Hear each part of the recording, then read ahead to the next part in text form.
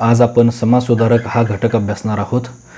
RTS परीक्षेसाठी यामध्ये एकूण 5 घटक समाविष्ट असून त्यापैकी आज पहिला जो घटक आहे त्यामध्ये महर्षी धोंडो केशव कर्वे हा आज आपण अभ्यासणार आहोत।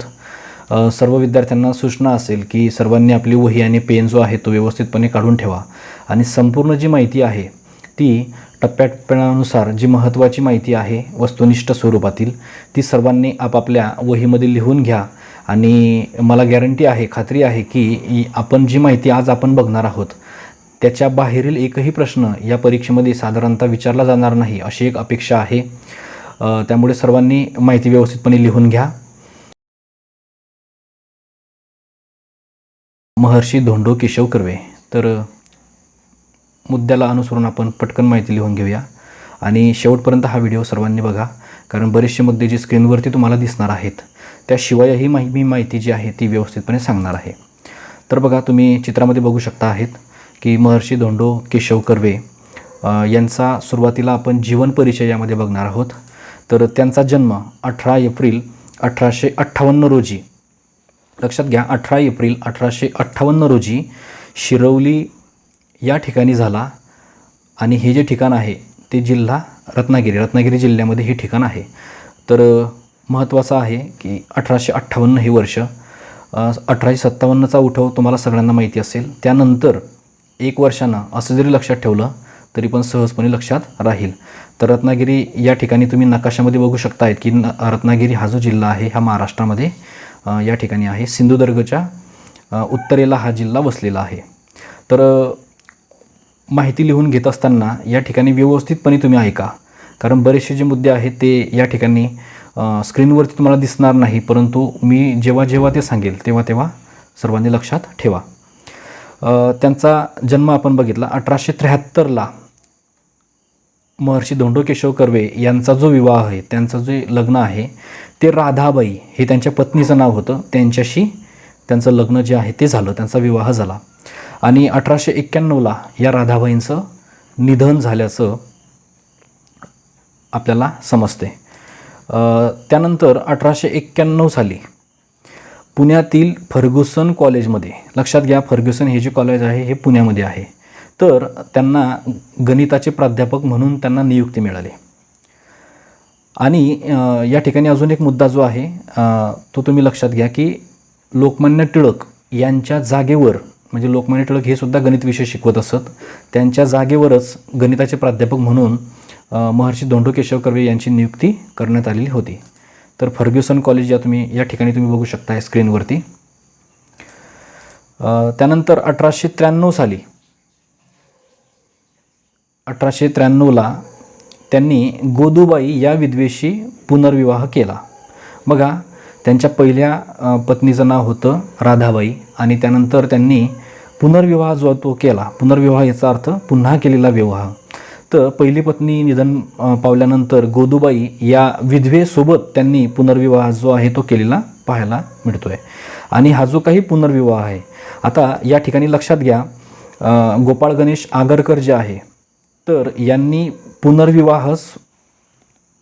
कर्वेंच्या पुनर्विवाहाला त्यांनी पाठिंबा दिला होता। त्याशिवाय त्यांच्या लग्नपत्रिकेवर सुद्धा गोपाळ गणेश आगरकर यांनी सही केलेली आहे।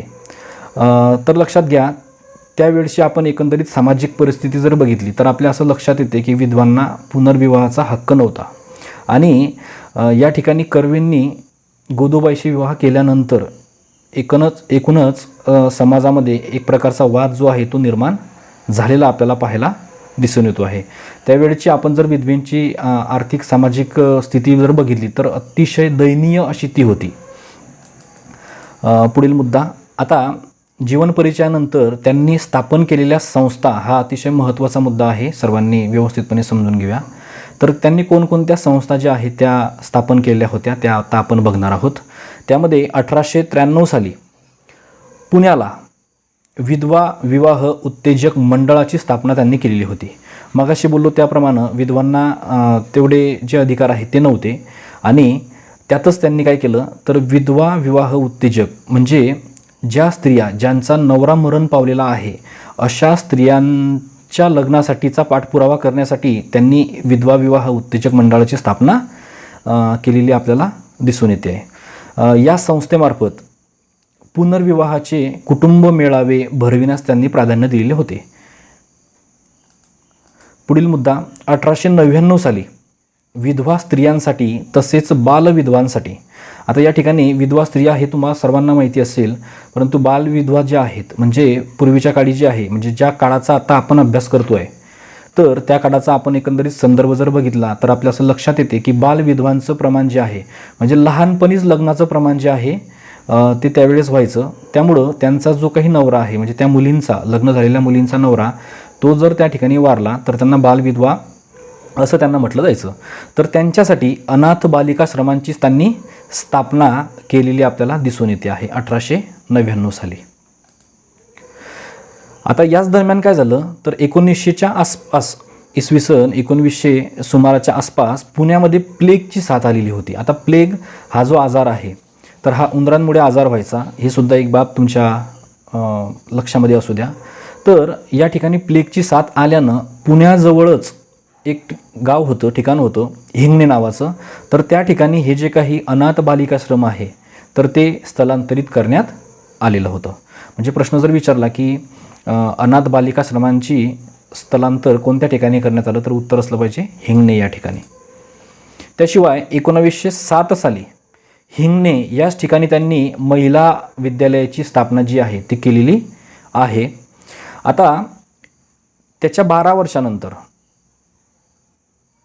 1919 साली हिंगणे स्त्री शिक्षण संस्थेमध्ये हे जे महिला विद्यालय होतं महिला कॉलेज जे होतं त्याचं रूपांतर हिंगणे या ठिकाणच्या स्त्री शिक्षण संस्थेमध्ये झाल्याचं दिसून येते.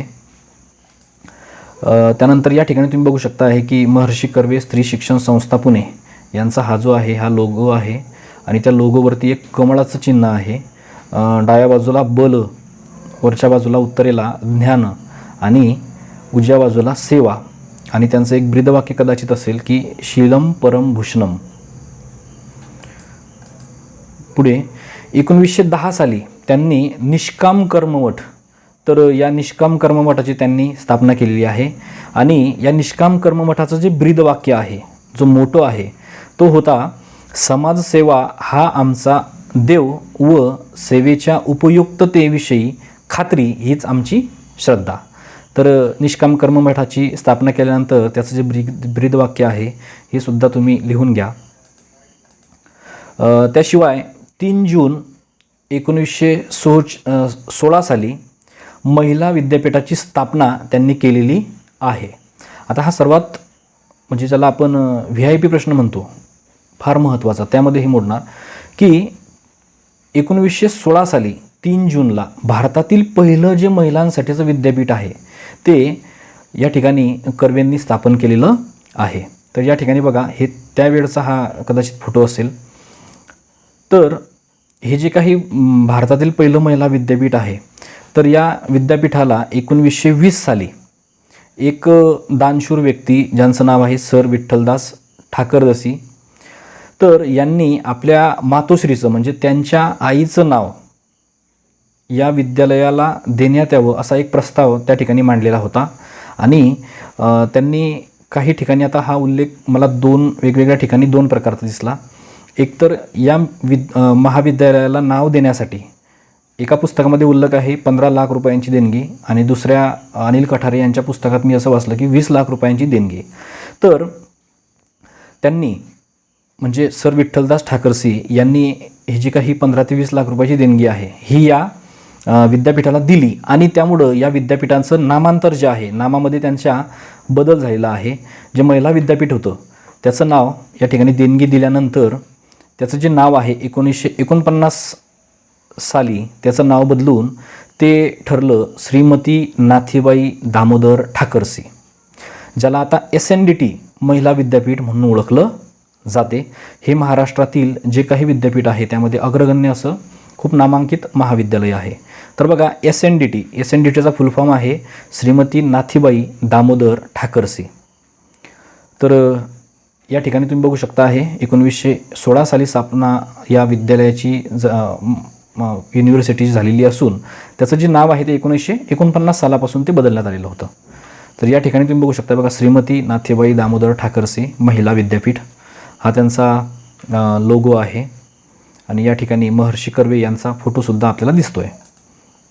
पुढे 1936 साली त्यांनी एक संस्था स्थापन केलेली होती ज्याचं नाव होतं महाराष्ट्र ग्राम प्राथमिक शिक्षण मंडळ.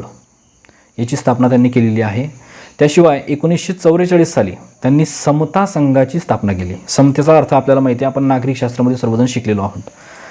तर या ठिकाणी बघा, दोन व्यक्ती ज्या आहेत त्या एकाच बॅलन्सवरती दिसत आहेत. एक जो आहे तो बॅलन्स केलेला आहे. तर या ठिकाणी जो उद्देश होता समता संघ स्थापन करण्याचा तो असा होता की समाजामध्ये समता यायला पाहिजे. श्रेष्ठ कनिष्ठ, जातीवर आधारित, भाषेवर आधारित, गरीब श्रीमंत अशी कुठल्याही प्रकारची दरी जी आहे ती समाजामध्ये नसायला हवी. समाज जो आहे तो एकसंघ एक समान असला पाहिजे.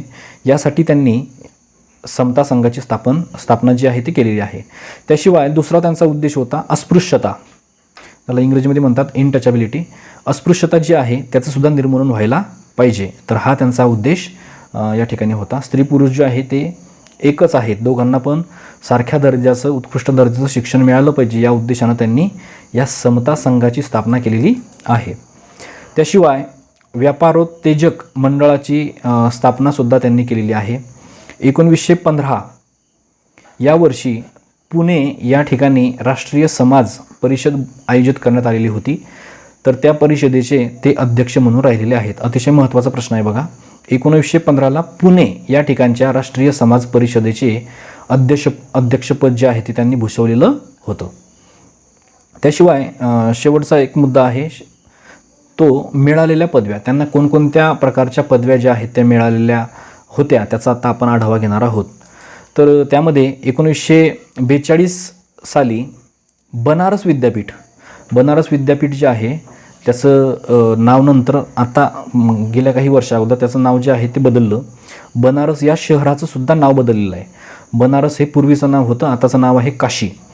आणि तर हे जे काही बनारस विद्यापीठ आहे या विद्यापीठाने त्यांना D.Litt ही जी पदवी आहे ही पदवी दिलेली आहे. त्याशिवाय पुणे विद्यापीठ आणि SNDT महिला विद्यापीठ यांनीसुद्धा D.Litt ही पदवी जी आहे ती यांना दिलेली आहे. म्हणजे एकूण 3 विद्यापीठांनी त्यांना D.Littची जी पदवी आहे ती दिलेली आहे. तर या ठिकाणी बघा पुणे विद्यापीठ त्याचा हा लोगो आहे. त्याशिवाय मुंबई विद्यापीठानं LLD ही जी काही सर्वोच्च पदवी आहे ही सुद्धा त्यांना दिलेली आहे. या ठिकाणी तुम्ही मुंबई विद्यापीठ बघू शकताय. त्याशिवाय त्यांनी जे काही विपुल प्रमाणात लेखन केलेलं आहे तर त्यामध्ये त्यांचं जे आत्मचरित्र आहे त्यामध्ये धोंडो केशव कर्वे हे या ठिकाणी बघा पुस्तकाचं नाव आहे आणि आत्मवृत्त असं मराठीमध्ये नाव आहे. तर इंग्रजीमध्ये त्यांनी जे पुस्तक लिहिलेलं आहे तर त्याचं नाव आहे लुकिंग बॅक हे त्यांच्या आत्मवृत्ताचं नाव आहे. अतिशय महत्त्वाचा हा एक प्रश्न आहे. त्याशिवाय त्यांना विविध पुरस्कार जे आहेत ते मिळालेले आहेत. त्यामध्ये प्रामुख्यानं जे पुरस्कार त्यांना मिळालेत तर त्याचा आपण या ठिकाणी आढावा घेणार आहोत. 1955 साली त्यांना पद्मविभूषण हा जो काही भारत सरकारचा नागरी पुरस्कार आहे तो त्यांना मिळालेला आहे. आता या ठिकाणी तुम्ही बघू शकता हे पद्मविभूषण जे आहे. त्याशिवाय त्यांची जी काही जन्मशताब्दी आहे म्हणजे ज्यावेळेस त्यांच्या जन्माला 100 वर्ष पूर्ण झाले, त्यांचा आपण मगाशी बघितला की 1858 साली त्यांचा जन्म झालेला होता. तर त्याच्याबरोबर 100 वर्षानंतर म्हणजे त्यांच्या जन्मशताब्दी निमित्त 1858 साली त्यांना भारतरत्न हा जो काही सर्वोच्च नागरी पुरस्कार आहे या पुरस्कारानं त्यांना सन्मानित करण्यात आलेला आहे. या ठिकाणी अजून एक मुद्दा आहे बघा, याला जोडूनच तुम्हाला सांगतोय की जे काही भारतातील सर्वोच्च नागरी पुरस्कार आहेत त्यामध्ये प्रामुख्यानं 4 पुरस्कार आहेत. तर तो जो सर्वोच्च आहे त्याला म्हणतात भारतरत्न, त्यानंतर पद्मविभूषण, पद्मभूषण आणि पद्मश्री.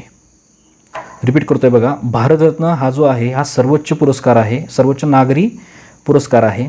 त्यानंतर दुसऱ्या क्रमांकाला आहे पद्मविभूषण, तिसऱ्या क्रमांकाला आहे पद्मभूषण आणि चौथ्या क्रमांकाला आहे पद्मश्री. तर हे सर्वच्या सर्व नागरी पुरस्कार आहेत, हे भारत सरकारतर्फे दिले जातात. तर बघा या ठिकाणी भारतरत्न, अजून एक यांच्याविषयी इंटरेस्टिंग माहिती आहे की आयुष्याची शताब्दी साजरी करून, म्हणजे 100 वर्ष जे आहेत ते त्यांचं संपूर्ण आयुष्य 100 वर्षापेक्षा अधिक राहिलेलं आहे, तर जिवंतपणे भारतरत्न स्वीकारणारे हे 19 व 20व्या शतकातील एकमेव समाजसुधारक होते. त्याशिवाय त्यांचं एक जे वाक्य आहे ते अतिशय प्रसिद्ध आहे, अतिशय तुम्हाला प्रेरणा देणारं आहे. हे नेहमी तुम्ही लक्षात ठेवा. तुमच्यासुद्धा जीवनामध्ये ज्या ज्या वेळेस अडचणी येतील त्या त्यावेळेस तुम्हाला हे जे वाक्य आहे हे धीर देणार आहे नक्कीच. तर वाक्य काय बघा की आकाशावर नेम धर, म्हणजे तुझा बाण निदान झाडापर्यंत तरी जाईल. तुमचं जे काही ध्येय आहे आयुष्यातलं ते खूप मोठं असलं पाहिजे. यासाठी हा अतिशय सुंदर असा एक या ठिकाणी त्यांनी विचार मांडलेला आहे. आणि अशा या भारतरत्न प्राप्त समाजसुधारकाचं जे निधन आहे ते 9 नोव्हेंबर 1962 साली पुणे या ठिकाणी झालेलं आहे. तर शेवटी आपण बघू शकतो आहे की या ठिकाणी इंडियन पोस्टानं, भारतीय जे काही पोस्ट आहे, डाकघर आहे, त्यांनीसुद्धा 15 नवा पैशाचं जे काही पोस्ट कार्ड, ज्याला तिकीट आपण म्हणतो, तिकिटावरती सुद्धा त्यांचा फोटो जो आहे तो घेतलेला आहे. तर अशा पद्धतीनं व्यवस्थितपणे तुम्ही सर्वांनी माहिती जी आहे ती लिहून घेतलेली असेल. आशा करतो की तुम्ही सर्वजण ही माहिती एकदा 2-3 वेळेस पुन्हा वाचा.